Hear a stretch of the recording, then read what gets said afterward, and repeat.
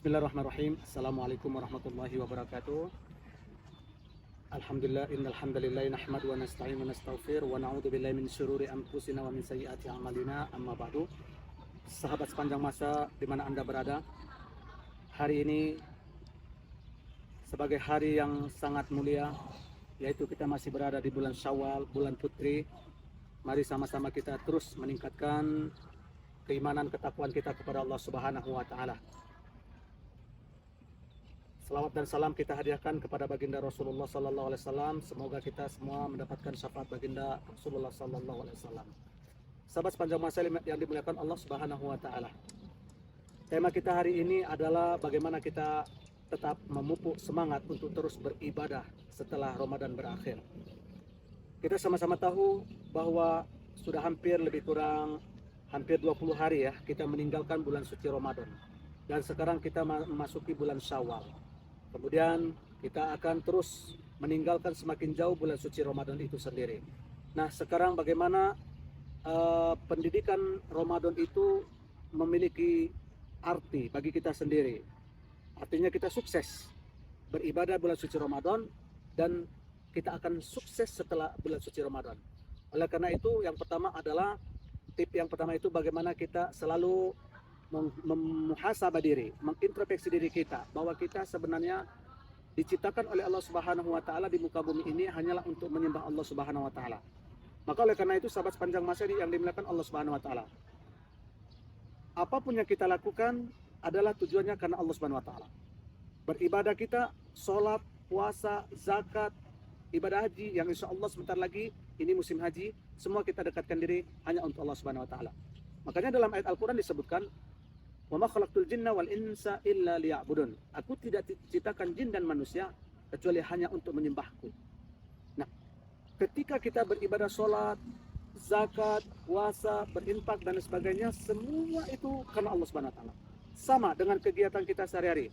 Bekerja kita, mencari harta, rezeki dan sebagainya, itu kita niatkan karena Allah Subhanahu wa taala.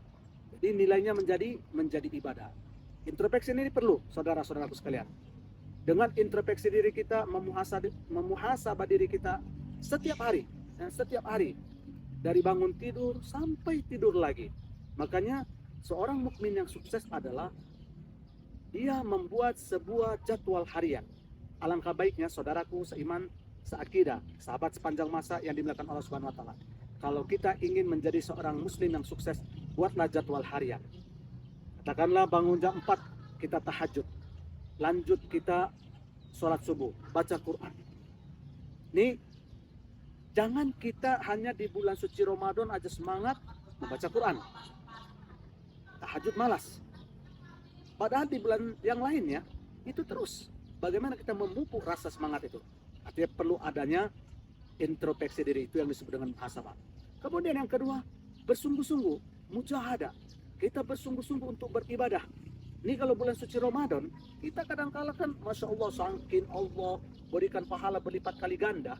Kita itu berjuang, berusaha mengumpulkan amal ibadah kita, baca Quran, sampai sekian juz mungkin berkhatam sampai berkali-kali. Kemudian tahajud kita, tarawih kita tidak pernah tinggal, bersedekah, berinfak, kita menjaga mulut kita, mata kita tidak menggibah, tidak melihat halal yang kotor. Bulan suci Ramadan ini selalu kita pupuk. Nah, setelah Ramadan, jangan kita tinggalkan. Kita bagaimana tetap bersungguh-sungguh mengamalkan ini semua. Ini makna daripada agar ibadah kita itu tetap semangat, karena kita bersungguh-sungguh bahwa Allah akan memberikan ganjar kepada kita. Baik, saudaraku seiman. Memang di bulan suci Ramadan, pahala kita Allah lipat kali gandakan. Tidaklah pahala itu sebanyak di luar Ramadan itu pahala mungkin tidaklah sebanyak waktu bulan suci Ramadan. Tetapi jika Allah sudah sayang kepada hambanya, Allah mungkin akan lebihkan lagi pahala yang akan diberikan kepada hambanya. Kemudian yang terakhir atau yang ketiga, yaitu muraqabah.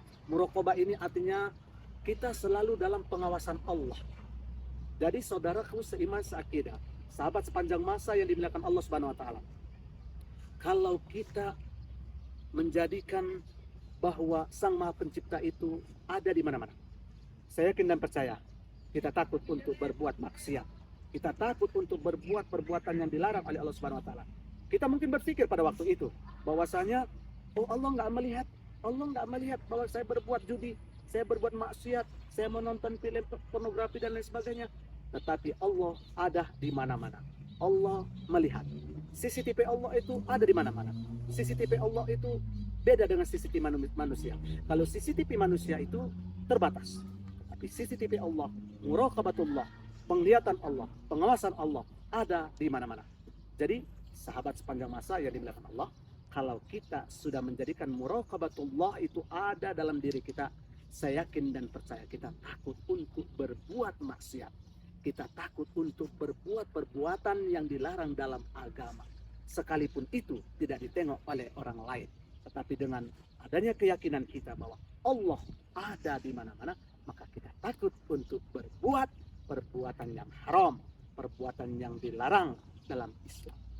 Saudara-saudaraku, sahabat sepanjang masa yang dimuliakan Allah Subhanahu wa taala, demikian tausiah yang akan memberikan motivasi kepada diri sendiri, kepada kita semua. Semoga tausiah ini bermanfaat.